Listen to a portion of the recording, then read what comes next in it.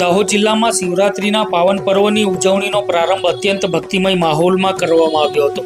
દાહોદના ચોસાલા ગામે આવેલા પૌરાણિક કેદારનાથ મહાદેવ મંદિર ખાતે ગત રાત્રે ભક્તિ, શક્તિ અને સંસ્કૃતિનો ત્રિવેણી સંગમ જોવા મળ્યો હતો. ધારાસભ્ય કનૈયાલાલ કિશોરી અને તેમના મિત્ર મંડળ દ્વારા આયોજિત આ ભવ્ય લોક ડાયરાએ સમગ્ર પંથકને શિવમય બનાવી દીધું હતું. દાહોદના ધારાસભ્ય કનૈયાલાલ કિશોરીના સીધા માર્ગદર્શન હેઠળ ચોસાલાના કેદારનાથ ધામમાં મહાશિવરાત્રિની પૂર્વ સંધ્યાએ એક વિરાટ કાર્યક્રમનું આયોજન કરવામાં આવ્યું હતું. કાર્યક્રમની શરૂઆત ખૂબ જ સંવેદનશીલ અને ગૌરવપૂર્ણ રીતે કરવામાં આવી હતી. 14 ફેબ્રુઆરીએ પુલવામા હુમલામાં શહીદ થયેલા વીર જવાનોને ભાવભીની શ્રદ્ધાંજલિ અર્પણ કરવામાં આવી હતી અને ત્યારબાદ મા ભારતીની ભવ્ય આરતી કરી કાર્યક્રમને ખુલ્લો મૂકવામાં આવ્યો હતો. આ પ્રસંગે ગુજરાતના પ્રખ્યાત કલાકારોએ શિવ ભજનો અને લોક સાહિત્યની એવી જમાવટ કરી હતી કે ઉપસ્થિત હજારો શિવ ભક્તો મંત્રમુગ્ધ થઈ ગયા હતા. ભજન અને સાંસ્કૃતિક કૃતિઓએ વાતાવરણમાં આધ્યાત્મિક ઉર્જા ભરી દીધી હતી. આ ભવ્ય કાર્યક્રમમાં માત્ર ભક્તો જ નહીં પરંતુ રાજકીય અને વહીવટી ક્ષેત્રના અગ્રણીઓ પણ સહભાગી થયા હતા. દાહોદના સાંસદ સહિત ભાજપના તમામ હોદ્દેદારોએ મહાદેવના આશીર્વાદ લીધા હતા. દાહોદ જિલ્લામાં સુરક્ષા વ્યવસ્થાની કમાન સંભાળતા એસપી રવિરાજસિંહ જાડેજા અને ડીવાયએસપી જગદીશ ભંડારી સહિતના ઉચ્ચ પોલીસ અધિકારીઓએ પણ હાજરી આપી મહાદેવના દર્શન કર્યા હતા. દાહોદના ધારાસભ્ય કનૈયાલાલ કિશોરીએ આ પ્રસંગે જણાવ્યું હતું કે આપણી પૌરાણિક સંસ્કૃતિ અને શિવ ભક્તિ જ આપણી સાચી ઓળખ છે. કેદારનાથ ધામના પ્રાંગણમાં શિવ ભક્તોની આટલી મોટી સંખ્યા એ વાતની પ્રતીતિ કરાવે છે કે લોકોમાં ધર્મ પ્રત્યે કેટલી અટલ શ્રદ્ધા છે. મોડી રાત સુધી ચાલેલા આ ડાયરામાં ભક્તો ઝૂમી ઉઠ્યા હતા અને સમગ્ર કેદારનાથ ધામ હર હર મહાદેવના નાદથી ગુંજી ઉઠ્યું હતું.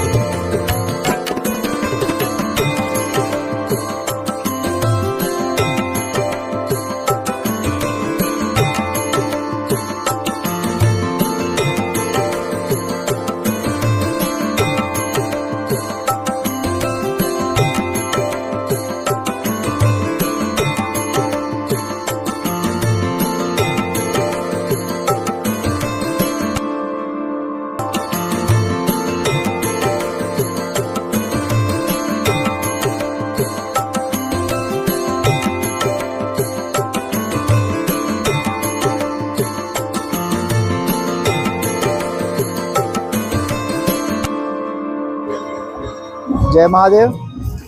આજે કેદારનાથ ખાતે ભવ્ય શિવ મહોત્સવ અને વિરાટ હિન્દુ સંમેલનનું આયોજન કેદારનાથની ભૂમિ પર થયું છે અને આ આયોજન થકી સમગ્ર ભક્તો પોતાના ધર્મને જાણે આનંદથી મશગુલ રહે એવી શિવરાત્રિની પૂર્વ સંધ્યાએ જ્યારે સુંદર આયોજન થયું ત્યારે જે વિવિધ કલાઓ, વિવિધ નૃત્યો દ્વારા લોકોને પ્રિય તમામ કલાકારોને જે દાહોદના સમગ્ર ભક્તો આનો લાભ લેવા માટે જોડે તમામનો ખૂબ ખૂબ આભાર. અને આજે જ મેં વાત કરી એમ કે 14 ફેબ્રુઆરી જેમાં પુલવામા એટેકમાં આપણા જે જવાનો શહીદ થયા હતા તેઓને પણ આજે શરૂઆતમાં યાદ કરીએ, તેઓને પણ શ્રદ્ધાંજલિ પાઠવીએ છીએ, તેઓને પણ આપણે યાદ કરીએ છીએ અને ભગવાન શિવની આરાધનાનો દિવસ, ભગવાન શિવને યાદ કરવાનો દિવસ અને તમામ શિવ ભક્તોનો ખૂબ ખૂબ આભાર.